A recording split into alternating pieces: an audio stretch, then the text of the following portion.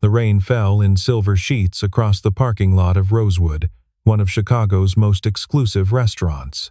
Inside, 200 guests in evening attire whispered behind champagne flutes, their eyes fixed on the empty head table where a wedding rehearsal dinner had just imploded in spectacular fashion. Outside, standing alone beneath the awning that offered no protection from the wind-driven rain, Evelyn Ashford pressed her back against the cold brick wall and tried to remember how to breathe. She was 28 years old, the youngest CEO in the history of financial technology, worth more money than most people could count in a lifetime.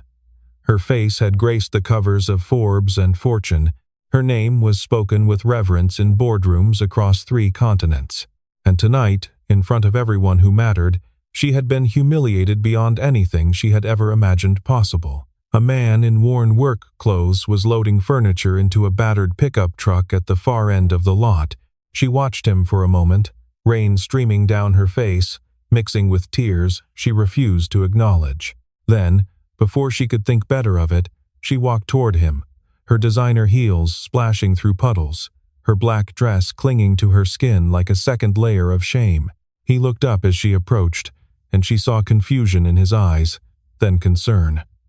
She stopped directly in front of him, close enough to touch, and said the only words that came to mind. "Kiss me, right now, please." He stood frozen, a wooden chair leg still in his hands. He stared at her with eyes the color of warm honey. He did not move. He did not speak. He simply looked at her as if she were a puzzle he was trying to solve. Marcus Riley had spent 34 years on this earth, learning that life rarely made sense, and people even less so. He had weathered his share of storms, both literal and figurative, and he had learned to read situations with the instinct of a man who had been blindsided too many times to count. But nothing in his experience had prepared him for this moment. A woman who looked like she had stepped directly out of a magazine cover was standing in front of him in the pouring rain, trembling from head to toe, asking him to kiss her. Her eyes were red and swollen from crying. Her mascara ran down her cheeks in dark rivers that the rain could not wash away. Her lips quivered with something that looked like desperation mixed with defeat. She was beautiful in a way that seemed almost painful to witness, like staring directly into the sun. The kind of beautiful that belonged in penthouses and private jets, not in rainy parking lots with men who had sawdust permanently embedded in the creases of their hands. But Marcus did not kiss her. The thought never even crossed his mind, despite the undeniable pull he felt toward her obvious pain. Instead, he did something that surprised even himself. He set down the chair leg he had been carrying, shrugged off his worn canvas work jacket, the one that smelled of sawdust and wood stain and honest labor, and he draped it gently over her shaking shoulders. The jacket was old and faded, patched in 2 places, worth nothing compared to the designer dress she was wearing, but it was warm and dry, and that seemed like the most important thing he could offer in that moment. Evelyn looked up at him, and he watched confusion replace the desperation in her striking green eyes. She did not understand what was happening. That much was clear from the way her brow furrowed, the way her lips parted as if to speak and then closed again. She had expected him to take what she offered. Men probably always did. Men probably lined up for the chance to kiss a woman who looked like her, who carried herself with the unconscious grace of someone accustomed to having the world arrange itself according to her desires. But Marcus was not most men. He had learned long ago that the things worth having rarely came easy, and the things that came easy were rarely worth having. He reached into the cab of his truck and pulled out a bottle of water. It was room temperature and slightly dented, but it was all he had to offer. He held it out to her without a word, and she took it automatically, her manicured fingers brushing against his calloused ones. A spark of something passed between them at that contact, something neither of them could name or explain. "Whatever happened in there," Marcus said, nodding toward the glowing windows of the restaurant where silhouettes moved behind expensive curtains, "it is not the end of the world, even if it feels like it right now." His voice was deep and steady, roughened by years of early mornings and physical work, the kind of voice that made you believe what it said whether you wanted to or not. Evelyn felt something crack inside her chest at the sound of it, something that had been holding itself together through sheer force of will since the moment Derek had stood up in front of 200 guests and announced that he could not marry a woman who was incapable of love. She started to cry again, but these tears were different from the ones that had driven her out into the rain. These were tears of relief, of release, of finally being seen by someone who expected nothing in return. She clutched the worn jacket tighter around her shoulders, breathing in the unfamiliar scent of sawdust and varnish and something else, something clean and real that she could not identify. They stood there in the rain for what felt like hours but was probably only minutes. Marcus did not ask questions. He did not try to comfort her with empty words or unwanted advice. He simply stood there, a solid and steady presence in the storm, and let her fall apart in peace. When her tears finally subsided, she looked up at him again. The rain had soaked through his thin t-shirt, plastering it to his chest, but he did not seem to notice or care. He was watching her with those warm, honey eyes, patient and calm, as if he had all the time in the world to stand in a parking lot getting drenched. "What is your name?" she asked, her voice hoarse from crying. "Marcus," he said. "Just Marcus." He turned then, walking back to his truck to continue loading the furniture he had delivered earlier that evening. Evelyn watched him go with something aching in her chest, something that felt like loss even though she had only just found him. She wanted to call out, to ask for his number, to find some way to hold on to this moment and this man who had been kind without expecting kindness in return. But before she could speak, he was climbing into the driver's seat. The engine was rumbling to life, and he was pulling out of the parking lot, his taillights disappearing into the rainy Chicago night like a dream she was already forgetting. She stood there long after he was gone, still wearing his jacket, still holding the dented water bottle, still feeling the echo of his words in her heart.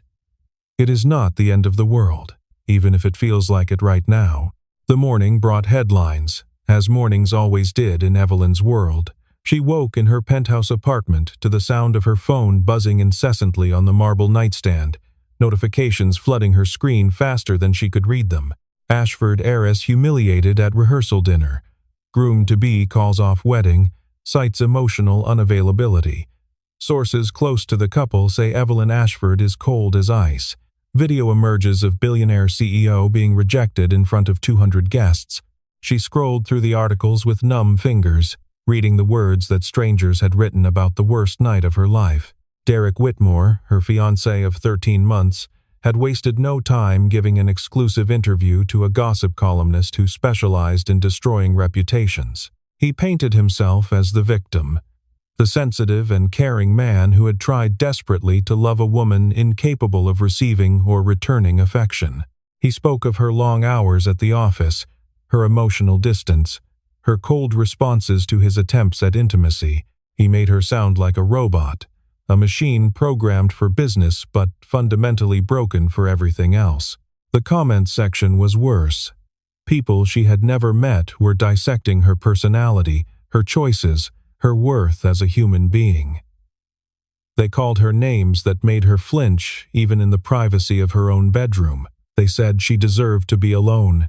They said money could not buy love, as if she did not already know that painful truth, as if she had not spent her entire life learning that lesson over and over again in increasingly cruel ways. Evelyn put down her phone and stared at the ceiling of her bedroom. The crystal chandelier caught the morning light filtering through silk curtains and scattered it across the walls like diamonds. But she felt no pleasure in its beauty. Everything in this apartment was beautiful. The Italian marble floors, the custom furniture, the original artwork that cost more than most houses. Everything in her life was beautiful and perfect and carefully curated, and none of it mattered. None of it could fill the hollow space inside her chest where something essential had been carved out long ago. She thought about Derek, about the 13 months they had spent together building toward a future that now lay in ruins. She had believed it was love, or at least something close enough to pass for love in a world where everything was transaction and negotiation. He had been charming and attentive, always saying the right things at the right moments, always making her feel like she was the center of his universe. Looking back now with the brutal clarity of hindsight, she could see the cracks in his performance that she had been too desperate to notice before. The way his eyes would light up whenever she mentioned her company's quarterly earnings, the way he would steer casual conversations toward mergers and acquisitions, the way he had pushed for a prenuptial agreement that would have given him significant control over her assets in the event of divorce. He had never loved her. He had loved what she represented, what she could give him, what doors she could open with her name and her money, and she had been too starved for human connection to see the truth that had been staring her in the face all along. Her thoughts drifted to the stranger in the parking lot. Marcus. Just Marcus. She still had his jacket, she realized. It was draped over the velvet chair in her dressing room, still damp from the rain, still carrying his scent. She had not been able to bring herself to throw it away. It sat there like a question she did not know how to answer, a reminder that kindness still existed somewhere in the world. She picked up her phone again and dialed her assistant. "I need you to find someone for me," she said, her voice steadier than she expected. "A man named Marcus. He delivered furniture to Rosewood last night. He drives a pickup truck. Older model. That is all I know." There was a pause on the other end of the line. "I will see what I can find," her assistant said carefully, in the tone she used when she thought Evelyn was making a mistake. Evelyn hung up and looked out the floor-to-ceiling windows at the Chicago skyline. Somewhere out there was a man who had been kind to her without expecting anything in return. She did not know why she needed to find him. She only knew that she could not let him disappear from her life as easily as he had appeared. 3 days later, Evelyn pulled her silver Porsche into the cracked concrete driveway of a small workshop in a suburb she had never heard of before. The building was nothing special, just a converted 2-car garage with faded paint and a hand-lettered sign that read Riley Woodcraft. The yard was cluttered with lumber stacked on sawhorses, and the air smelled of fresh-cut oak and the sharp tang of varnish. It was so far removed from the world Evelyn inhabited that it might as well have been another planet. She sat in her car for a long moment, suddenly uncertain. What was she doing here? She was Evelyn Ashford, CEO of a company worth billions, and she was sitting in a driveway in suburban Chicago, trying to work up the courage to talk to a furniture maker she had met for 5 minutes in a rainstorm. But then she remembered the way he had looked at her, not with hunger or calculation, or the barely disguised contempt she had seen in Derek's eyes at the end, just with quiet concern, with patience, with a kindness that asked for nothing in return. And she opened her car door and stepped out onto the cracked concrete.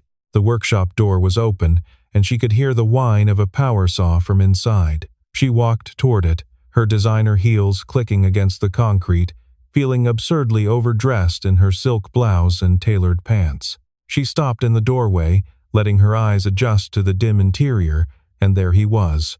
Marcus was bent over a long workbench, guiding a piece of honey-colored wood through the blade with hands that moved with practiced precision. He was wearing a faded gray t-shirt and worn jeans, sawdust coating his forearms and freckling his dark hair. A look of complete concentration transformed his features. She watched him for a moment, not wanting to interrupt, mesmerized by the certainty of his movements. There was something beautiful about the way he worked, something she had never seen before in her world of spreadsheets and stock options.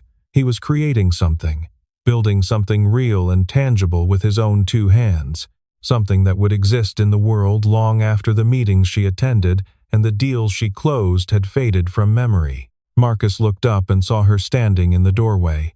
His eyes widened in recognition, and then a series of emotions flickered across his face too quickly for her to read. Surprise, certainly. Curiosity, and something else. Something that looked almost like relief. He turned off the saw and wiped his hands on his jeans, walking toward her through the sawdust-filtered sunlight. "You," he said simply. "The woman from the rain." Evelyn nodded, suddenly feeling foolish. She was standing in his workshop in clothes that cost more than most people made in a month, holding a worn canvas jacket that probably cost less than her morning coffee. "I wanted to return this," she said, holding out the jacket, "and to thank you for that night, for being kind when you did not have to be." Marcus took the jacket, examining it as if seeing it for the first time. He ran his thumb over a patch on the sleeve, a small smile tugging at the corner of his mouth. "My daughter sewed that patch," he said quietly. "She was 5 at the time." Said the jacket looked sad with a hole in it. Something shifted in Evelyn's chest at his words. There was so much she did not know about this man, so much more to him than the stranger who had given her his jacket in a storm. He looked back up at her with those warm, honey eyes, and she felt the same sensation she had felt in the parking lot. The feeling of being truly seen, without pretense or expectation. "You did not have to drive all the way out here for this," he said. "You could have just mailed it." "I could have," she agreed, her heart beating faster than it should have been. "But then I would not have had an excuse to see you again." The words hung in the air between them, honest and unexpected. Evelyn felt heat rise to her cheeks. She had not meant to say that, had not meant to reveal so much, but there was something about Marcus that made her want to tell the truth, that made the careful masks she wore feel heavy and unnecessary. Marcus studied her for a long moment, and she could see him weighing her words. Then, a small smile broke across his face, transforming his features from merely handsome to something approaching beautiful. "You did not come here just for a jacket," he said. "What do you really want?" Evelyn took a breath and made a decision. "I want to commission something," she said. "A desk, handmade. I want you to design it yourself, in whatever style you think is best. Money is not an issue." Marcus raised an eyebrow. "That is a lot of trust to put in someone you do not know." "Maybe," she said. "But you were kind to me when you did not have to be. That tells me something about who you are." He was quiet for a moment, considering. "What kind of wood?" "Black walnut," she said, surprising herself. "I want something real, something that someone actually put their hands on." Something flickered in his eyes at her words, something that looked like understanding. "Come in," he said finally, stepping aside to let her pass. "Let me show you what I do." Evelyn followed him into the workshop, breathing in the scent of wood and varnish and honest work, and for the first time in longer than she could remember, she felt like she was exactly where she was supposed to be. The weeks that followed were unlike anything Evelyn had experienced in her carefully controlled life. She found herself driving to the suburbs 2 or 3 times a week, always with some excuse ready on her lips. She wanted to see the progress on the desk. She had questions about the type of wood grain.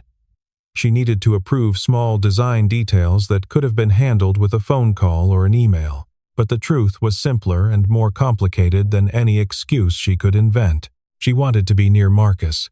She wanted to sit on the uncomfortable wooden stool in the corner of his workshop and watch him work. She wanted to listen to his voice, explaining the difference between quarter-sawn and rift-sawn oak. She wanted to exist, even briefly, in a world where her name and her money and her complicated history did not matter.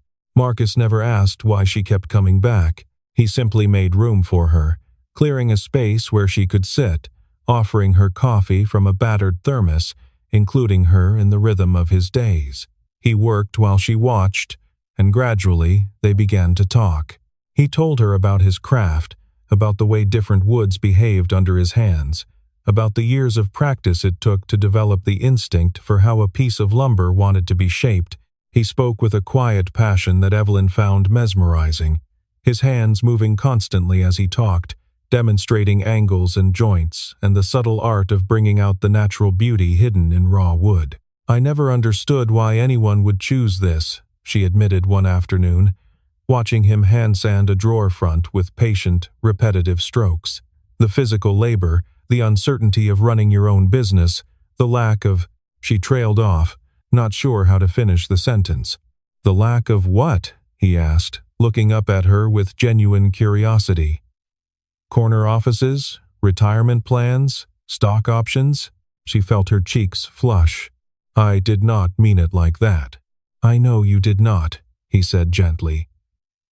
And to answer your question, I had all of that once. Corporate job, cubicle, benefits package, the whole thing. I sat in a gray office and stared at spreadsheets and felt my soul dying a little more each day. Then my father passed away and left me his tools and this workshop, and I realized I had a choice. I could spend my life making money for other people, doing work that meant nothing to me, or I could spend it making things that mattered. He paused, running his hand along the grain of the wood. I chose this, and I have never once regretted it. Evelyn was quiet for a long moment, absorbing his words. You talk about your work like it is a calling, she said finally. Is it not?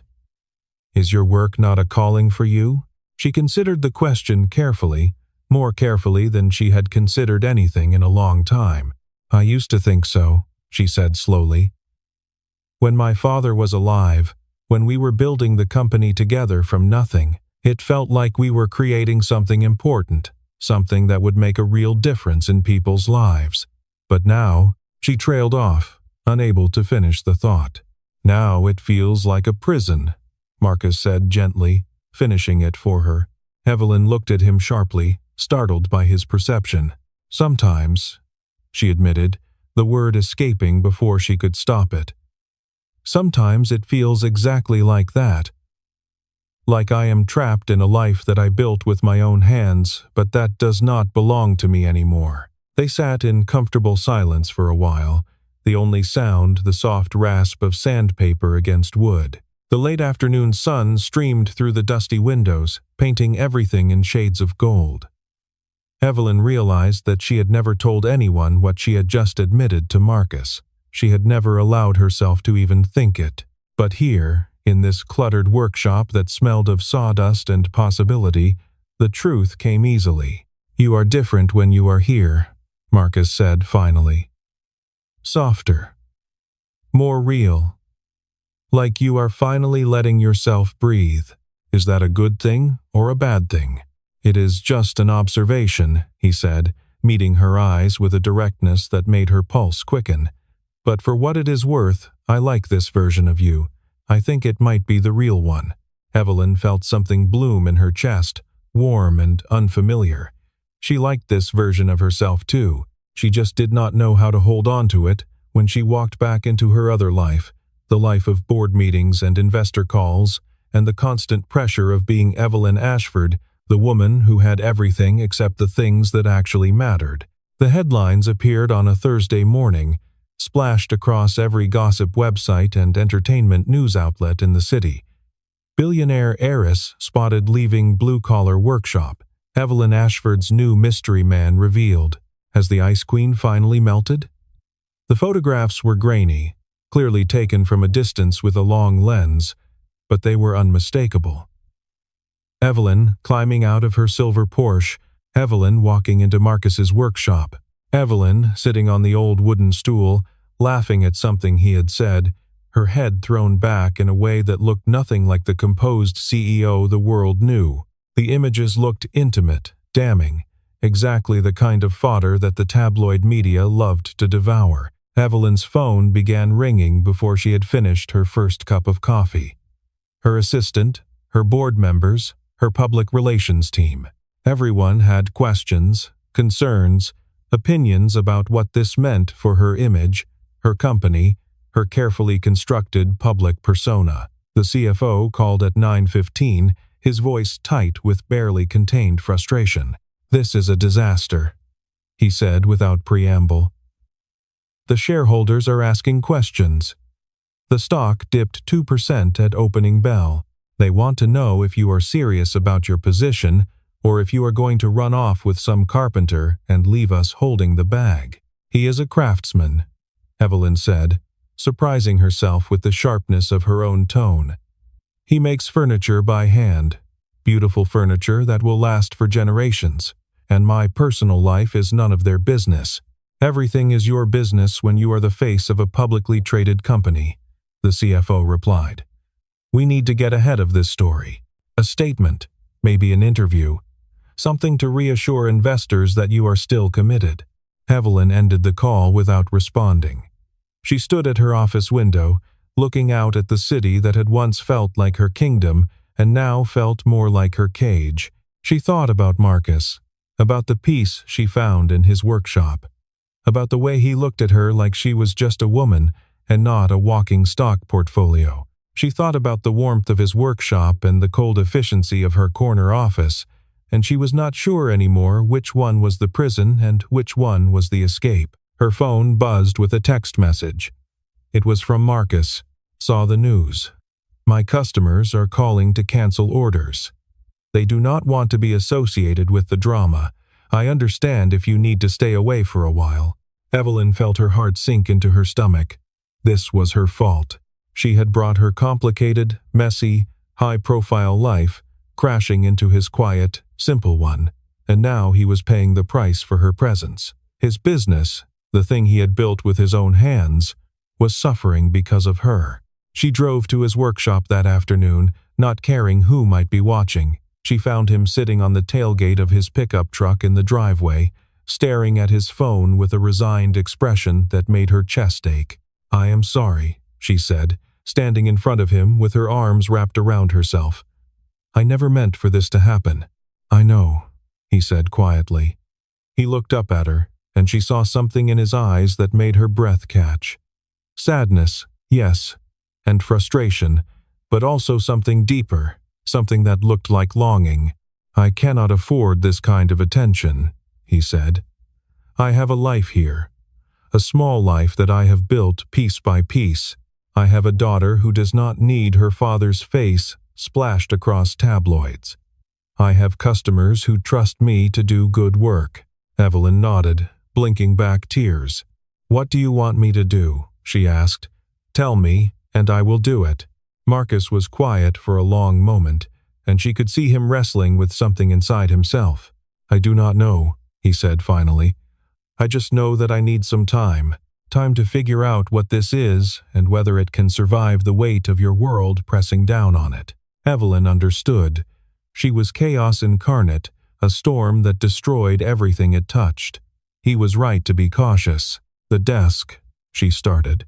I will finish it, he said. I always finish what I start. But after that, he did not finish the sentence. He did not need to. Evelyn drove home in a daze, the city lights blurring through her windshield. She had found something precious in that dusty workshop, something she had been searching for her entire life without knowing what it was, and now she was losing it. Crushed under the weight of who she was and what the world expected her to be. The sawdust and the tools and the morning sunlight streaming through dusty windows. There was only this moment, this connection, this man who had seen her at her absolute worst and somehow found her worthy of his absolute best. When they finally pulled apart, breathless and slightly dazed, Evelyn laughed. It was a sound of pure, uncomplicated joy, so foreign to her own ears that she barely recognized it as coming from herself. That was worth waiting for, she said. Marcus smiled, his forehead resting against hers, his hands still cradling her face like something precious. Better than that rainy night? So much better, she said, laughing again because she could not help it, because for the first time in as long as she could remember, she was genuinely happy. So much better than anything I could have imagined. 1 year later, Evelyn stood at the window of a modest house in the suburbs, watching the sun rise over a backyard that needed mowing and a garden that needed weeding. The house was nothing like her penthouse apartment, with its imported marble floors and crystal chandeliers and museum-quality artwork. It was small and imperfect, with hardwood floors that creaked in the hallway and windows that let in drafts when the winter wind blew from the north. But it was theirs, chosen together, a place where they could build a life that belonged to both of them. She was still the CEO of Ashford Technologies. She still went to board meetings and investor presentations and industry conferences where people whispered about the scandal that had rocked the financial world before settling into acceptance. The Ice Queen had melted, they said. The woman who had everything had found the one thing money could not buy. She had become a different kind of story, one that people told with something like hope instead of schadenfreude. But she had learned to draw boundaries around the parts of her life that mattered most. She worked fewer hours now, delegated more, trusted her executive team to handle the crises that used to keep her awake at night. The company had not collapsed without her constant attention. If anything, it was thriving, proving that she was not as indispensable as she had needed to believe. Marcus still ran his workshop, though it was bigger now, with a proper showroom and a waiting list of clients who valued handcrafted quality over mass-produced convenience. The scandal had hurt him at first, driving away customers who did not want their names associated with tabloid drama, but it had also brought new ones. People who appreciated the story behind the furniture, who wanted to own something made by the man who had won the heart of one of the most powerful women in Chicago. He had not changed who he was or what he believed in.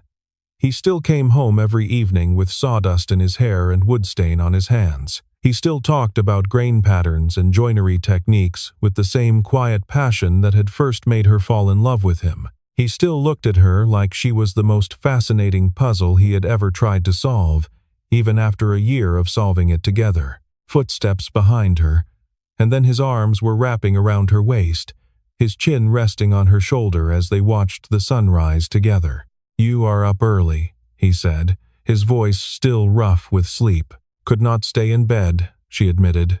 "Too happy." He laughed softly, his breath warm against her ear. "That is a complaint I never expected to hear."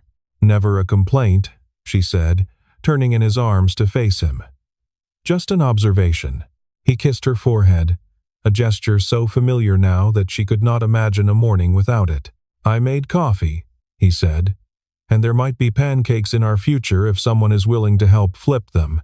They walked to the kitchen together, where he had already set out ingredients and mixing bowls. She poured coffee while he heated the griddle, and they moved around each other with the easy choreography of two people who had learned each other's rhythms. Evelyn sat at the black walnut desk they had moved from her office to the sunny corner of their kitchen. The desk still bore the inscription he had carved into its underside. For the woman who wanted something real, "Do you ever regret it?" she asked suddenly.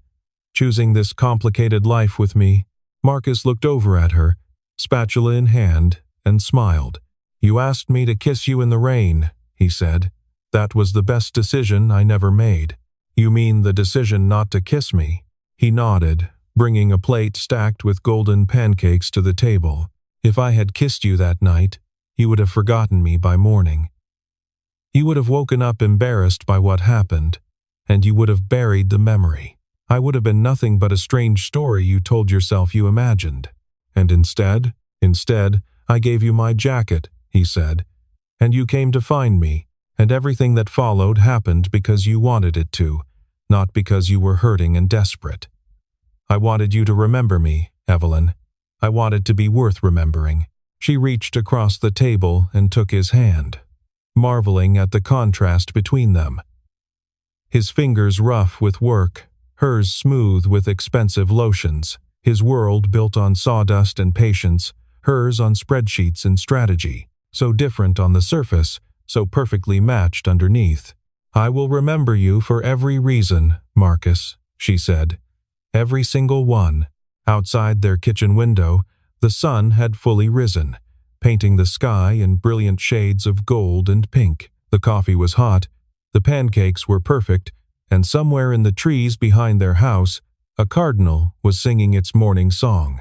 It was not the life Evelyn had planned for herself, not the life anyone had expected for the billionaire heiress who could have had anything she wanted, but it was real, it was honest.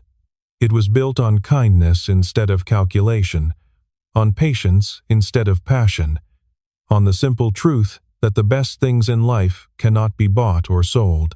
She had asked a stranger to kiss her in the rain, and instead he had given her his jacket. He had given her warmth when she was cold, comfort when she was broken, time when she needed to heal, and when she was ready, when they were both ready, he had given her the kiss she had asked for, and so much more. That, she had finally learned, was what real love looked like. Not grand gestures or expensive gifts or passionate declarations, just two people choosing each other, day after day, moment after moment, even when it was hard. Especially when it was hard. Marcus squeezed her hand across the table, as if he could read her thoughts. "What are you thinking about?" he asked. "I am thinking," she said slowly, "that I am glad you did not kiss me that night." He smiled, the same smile that had made her heart skip a beat the first time she saw it, and every time since. "Me too," he said. "Me too." And outside, the sun continued to rise over the suburbs of Chicago, painting the world in light, promising another day of ordinary miracles and extraordinary love. She thought about the woman she had been a year ago, standing in that rainy parking lot, so broken she had begged a stranger for something as simple as a kiss. She had been searching for proof that she was still alive, still capable of feeling something other than the cold efficiency that had become her default state. She had thought that a kiss would save her, that physical contact with another human being would somehow fill the emptiness that had been growing inside her for years. But Marcus had known better. He had understood, in that single moment, what she had failed to understand about herself. She had not needed a kiss. She had needed kindness. She had needed someone to see her pain without trying to fix it or exploit it. She had needed to know that goodness still existed in the world, even if she had forgotten how to recognize it. And that was exactly what he had given her.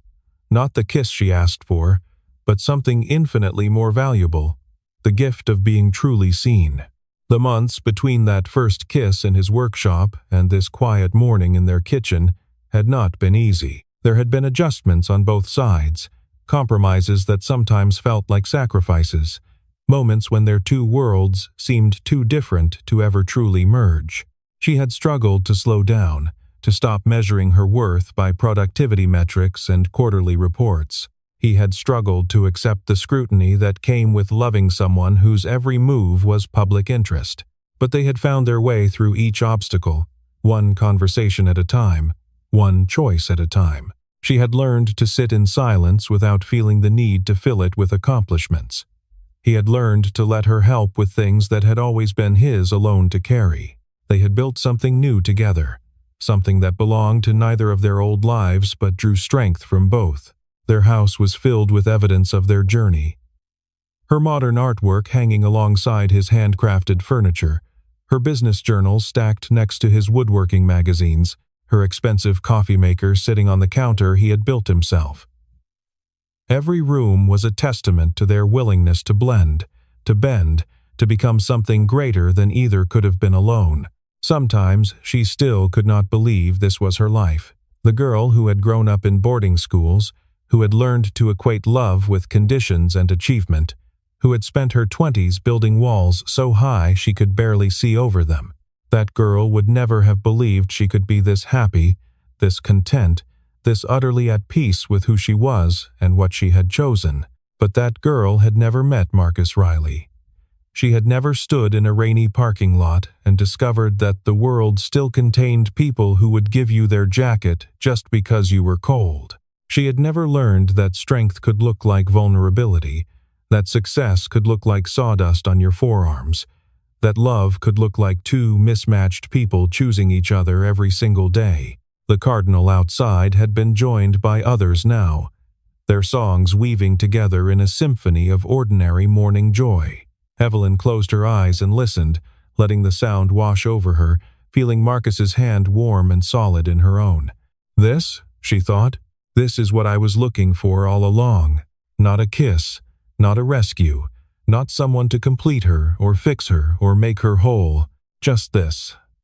Just someone to stand beside her in the rain.